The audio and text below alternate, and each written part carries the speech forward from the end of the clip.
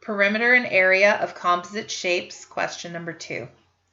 So our question says, determine an expression for the perimeter of the following shape. So first thing I notice is that there aren't really numbers. There's lots of algebra happening in this question. It does say that we are trying to find an expression, which means it's not going to just be an answer like 100. It's going to be something that has variables. And we are doing perimeter. So to get perimeter of any type of shape, all you need to do is add up all of the outside edges. This has 1, 2, 3, 4, 5, 6 outside edges, and I have an expression for 5 of them, which means I'm going to have to figure out some type of expression for this slanted side here. So if I take a look at the picture, I notice that it looks like it's made up of some rectangles with a triangle on the end. So I am going to try adding in a line here coming straight down at 90 degrees to create a right angle triangle.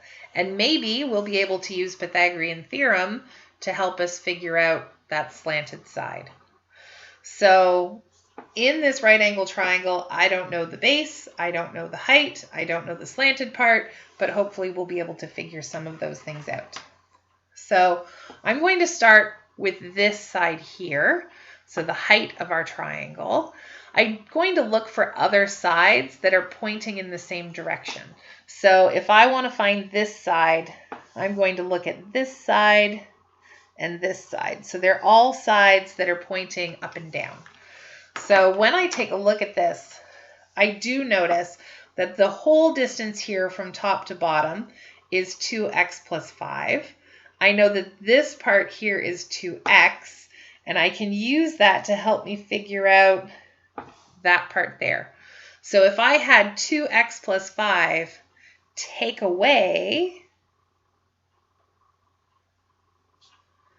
just 2x, I should be able to calculate what that side is. And some of you are probably already sitting there knowing exactly what that number should be. But if I do 2x minus 5 minus 2x, you'll notice that I put them in a bracket. I normally like to stack them on top of each other, but I thought I would try doing it this way. So the 2x minus 5 doesn't really have any number in front. There's like an invisible 1, but if you multiply by 1, you still just get 2x plus 5. And we are taking away 2x, so minus 2x. 2x minus 2x, those are like terms. That leaves me with no x's and just 5, which makes sense because 2x plus 5 would give me 2x plus 5. So I know that this distance here is 5, which means this distance here should also be 5. All right, now let's try it on the bottom. I'm going to look at all the sides that are pointing in the same direction. So that would be this long side down here at the bottom, this one here, and this one up at the top. They are all pointing in the same direction. So I know if I transfer some of this down to the bottom, that this little section here is x minus 3, that this middle section here is x plus 5, and I would like to figure out what that section there is. Now, I do know that the whole thing is 2 times x plus 7. So I think I might start by multiplying out 2 times x plus 7. 2 times x is 2x, and 2 times 7 is 14. So I know the whole thing from one side to the other is 2x plus 14. I know this little bit is x minus 3, and this little bit is x plus 5, and I want to try to figure out what that piece there is. So I think I might start by adding these two parts together. So I'm going to add together x minus 3 and x plus 5. So we are just adding, so I don't really need the brackets that I put in. There's like a little invisible 1 in front that you could multiply by if you needed to, but really I just have x minus 3, and then we're adding x, and we're adding 5. So x plus x is 2x, and negative 3 plus 5 is positive 2. So I know that this distance from here to here is 2x plus 2. I know the whole distance is 2x plus 14. So I'm going to do 2x plus 14 minus 2x plus 2. I could have subtracted x minus 3 and then x plus 5 separately, but I thought I'd add them together first. So the first one just has a little invisible 1 in front. 1 times 2 is 2. 1 times 14 is 14. Nothing there changed. So it's just 2x plus 14. Now the second one, I'm going to subtract 2x. And I am also going to subtract 2. So we're subtracting not just 2x, but also the 2. You also could think of it as having a little hidden 1 in front, and you could multiply these both by negative 1 to make sure that you subtract both parts. All right, so 2x and 2x are like terms. 2x minus 2x is 0, so there's no more x. And then 14 minus 2, those are also like terms. 14 minus 2 is 12. So that means this length down here is going to be 12. Okay, so I want to try to find the slanted side. This is a right angle triangle. So in this triangle, across from the right angle is C, our hypotenuse.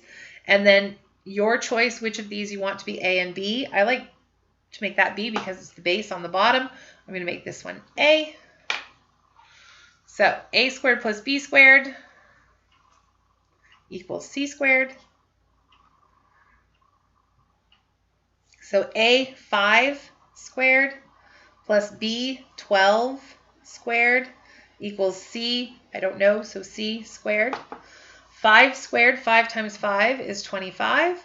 12 squared, 12 times 12 is 144 equals C squared. 25 plus 144, I think, is 169, which it is. And then the square root of 169, I believe, is 13, which it is. So 13, there are no units, so just side C is 13. Okay, so we were doing all of this to help us find our perimeter. So when I go to do perimeter, we're adding up all of our outside edges.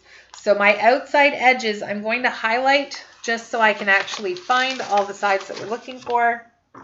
So I've got x minus 3, 2x, x plus 5, 13, not 12, not x minus 3, not x minus 5, but this one here. So the 2 times x plus 7 or 2x plus 14, and then 2x plus 5. So I just highlighted them because we had so many other things written on the diagram. It was a little confusing which sides we're adding. So when I go to do a formula, I sometimes will just do A, B, C, D, E, F, G. I already have A, B, and C, which kind of gets a little confusing. So maybe we'll start at D and we'll start labeling. So maybe I'll call this D, E, F, G, H, and I. Okay, so I'm going to make a little formula for my perimeter all the way over here. Maybe we'll do it down here. I'm worried about space. So my perimeter is D plus E plus F plus G plus H plus I.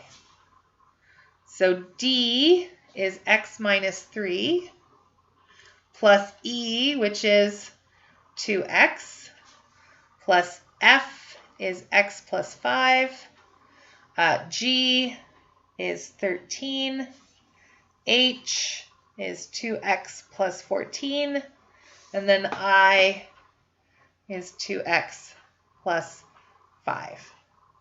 So that's 1, 2, 3, 4, 5, 6 sides. So I think I've got all of my sides in there. All right, so you'll notice when I subbed in something that had more than one term, I put it in a bracket. That's just for organization to make it easier to see. And as we discovered up here, when you are subtracting, it does actually make a difference whether it's in a bracket or not. So I am going to just write it, I guess, a second time without the brackets, because really there's just an invisible 1 in front of there. So 1 times x minus 3 is just x minus 3, and then the 2x was fine. This is positive 1 times x plus 5, so that's just 1x plus 5. And then the 13 was fine. It was a single term. This is 1 times 2x and 14, so this is just 2x plus 14. And then 1 times 2x plus 5, which is 2x plus 5. All right, like term time, I've got x, 2x, x, 2x, and 2x. So if I want to add them up, 1 plus 2 plus 1 plus 2 plus 2 gives me a grand total of 8 x's. And then I have minus 3 plus 5 plus 13 plus 14 plus 5. So I'm going to try doing that on my calculator. So I'm going to put in -3. So on this calculator, I do 3 and then I hit my negative button. And that's because I don't really see what I type in when I'm typing it in on my screen. So I have -3 plus 5 plus 13 plus 14 plus 5. And I get 34. So my final answer for the perimeter is 8x plus 34. I put that one in a box. But it is always a good idea, if you're doing a question that has many, many, many steps, to just write yourself a little sentence at the end and just say, therefore, the perimeter is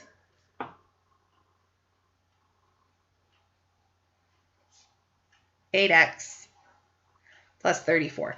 Writing that sentence just draws attention to where your final answer is, so that somebody who's marking your work, especially on something like the EQAO, so that they can find where your work is. The part 3, we have not learned how to do exponents yet, so you do not need to worry about that question.